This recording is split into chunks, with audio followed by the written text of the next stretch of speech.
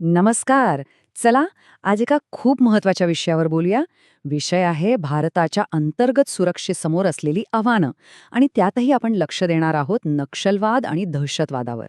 हा विषय 12वीच्या राज्यशास्त्राच्या अभ्यासक्रमातला एक अत्यंत महत्वाचा भाग आहे, 4थ्या प्रकरणातला. तर आपण या गुंतागुंतीच्या विषयांना इतक्या सोप्या पद्धतीने समजून घेऊया की परीक्षेसाठी तयारी एकदम पक्की होईल. आजच्या आपल्या चर्चेचा प्रवास कसा असेल? आपण सुरुवात करणार आहोत अंतर्गत सुरक्षा म्हणजे नेमकं काय हे समजून घेण्यापासून. त्यानंतर डाव्या विचारसरणीचा उग्रवाद म्हणजे काय, तो कुठून आला हे पाहू. पुढे दहशतवादाची नेमकी व्याख्या काय आहे, भारतातील काही मोठे दहशतवादी हल्ले कोणते होते याचा आढावा घेऊ आणि शेवटी या दोन्ही धोक्यांमधून आपण काय शिकू शकतो यावर नजर टाकू. चला तर मग सुरू करूया. आपला पहिला विभाग आहे अंतर्गत सुरक्षेची ओळख. आता बघा, सुरक्षा हा शब्द ऐकला की आपल्या डोळ्यांसमोर काय येतं? देशाची सीमा, सैन्य, जे बाहेरच्या शत्रूंपासून आपलं रक्षण करतात, बरोबर? पण देशासाठी धोका फक्त बाहेरूनच नसतो. काही धोके देशाच्या आतूनच निर्माण होतात आणि हे धोके कधीकधी बाहेरच्या धोक्यांपेक्षाही जास्त गंभीर असू शकतात. चला पाहूया हे धोके नेमके आहेत तरी काय. आता वळूया आपल्या आजच्या पहिल्या मोठ्या मुद्द्याकडे, डाव्या विचारसरणीचा उग्रवाद. आपण बातम्यांमध्ये नक्षलवाद हा शब्द नेहमीच ऐकतो, पण हा शब्द आला कुठून? ह्या चळवळीमागची विचारसरणी काय आहे? ह्या सगळ्या प्रश्नांची उत्तरं आपण ह्या भागात शोधणार आहोत. तर हा नक्षलवाद शब्द आलाय पश्चिम बंगालमधील नक्षलबारी नावाच्या एका गावातून. 1967 साली तिथे जमिनीच्या हक्कांसाठी शेतकरी आणि जमीनदारांमध्ये एक मोठा संघर्ष पेटला आणि या संघर्षातूनच पुढे एका सशस्त्र चळवळीचा जन्म झाला.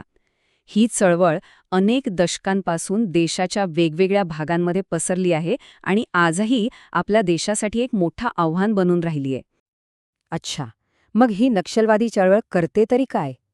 त्यांची काही खास वैशिष्ट्ये आहेत? ते सरकार जे रस्ते, रेल्वे असे विकासाचे प्रकल्प राबवतं त्याला विरोध करतात, कारण त्यांना वाटतं की या विकासामुळे बाहेरचे लोक त्यांच्या भागात येतील आणि तिथल्या आदिवासींचं शोषण करतील.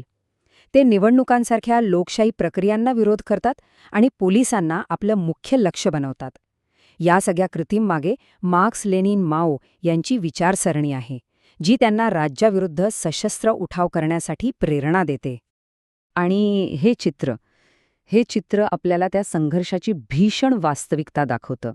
नक्षलवादी कारवाया या बहुतेक करून गडचिरोलीसारख्या घनदाट जंगल आणि दुर्गम ग्रामीण भागांमध्ये चालतात.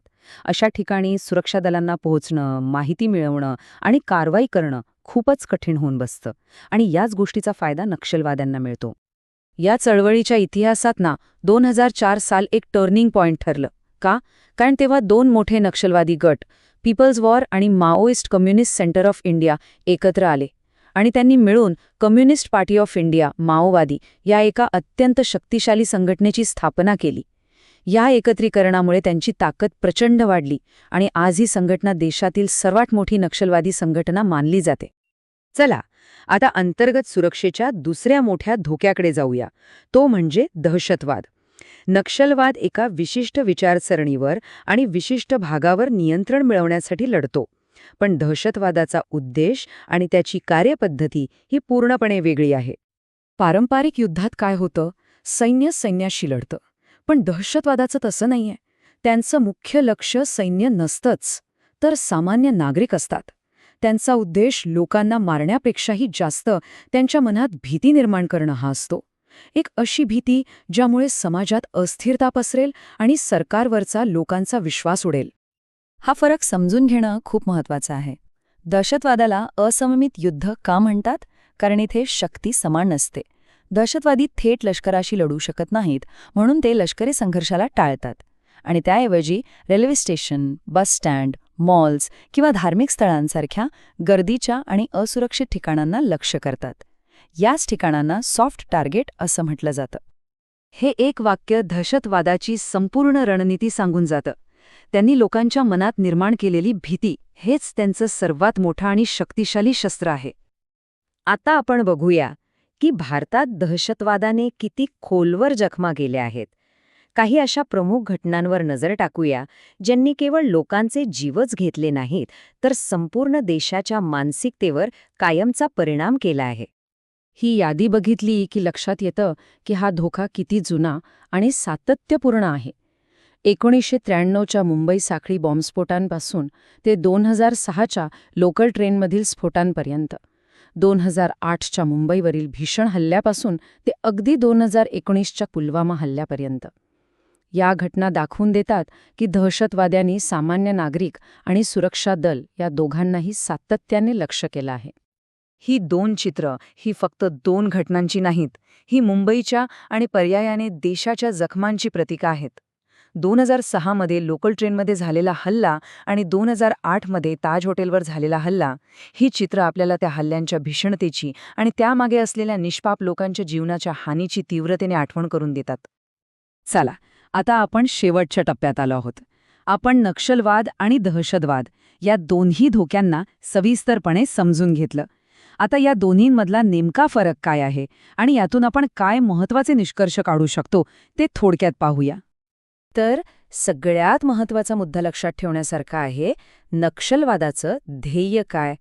राज्याला उलथवून सत्ता मिळवणं आणि त्यांचं कार्यक्षेत्र आहे ग्रामीण आणि जंगलमय भाग. याच्या अगदी उलट दहशतवाद्यांचं ध्येय काय आहे? समाजात भीती पसरवणं, मानसिक नियंत्रण मिळवणं आणि त्यासाठी त्यांचं कार्यक्षेत्र असतं शहरांची गर्दी. थोडक्यात सांगायचं तर एक जमिनीसाठी लढतो तर दुसरा लोकांच्या मनावर ताबा मिळवण्यासाठी. आणि हाच प्रश्न आपल्याला भविष्याचा विचार करायला भाग पाडतो. जसं या धोक्यांचं स्वरूप बदलत आहे तसंच आपल्या सुरक्षा धोरणांनाही सतत बदलावं लागेल, नाही का?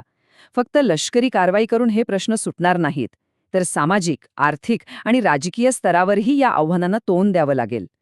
खरं तर राष्ट्रीय सुरक्षा सुनिश्चित करणं हे एक कधीही न संपणारं, सतत चालणारं आव्हान आहे.